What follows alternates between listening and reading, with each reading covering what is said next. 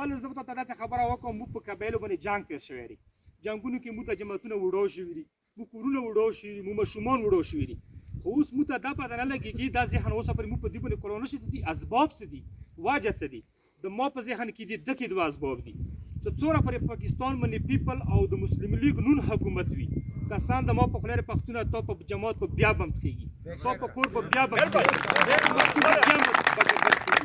که چېرې تاسو داسې سړي ته ووټ ورکړ چې هغه دې نه لاړ په قومي اسمبلي کې هغه کې مسلم لیگ ته ووټ ورکړ یا پیپل سره اتحاد ورکړ قسم د ما په خدای د قیامت ورځې به تا نه هغه ماشوم بچی تپوس کوي تا نه به مسجد تپوس کوي د ړنګ څه کوم بم سره وډو شوی دی نو دا درته عرض دی دا درته غټ سوال دی هغه سړي ته ووټ ورنه کړي چې هغه ځای کې د دې د مجرم د دې ظالم اتحادي جوړېږي سبا د ما ته په بچي باندې بیا بم خي انشاءالله ووټ من د پی ټي آی یې والي ورکوم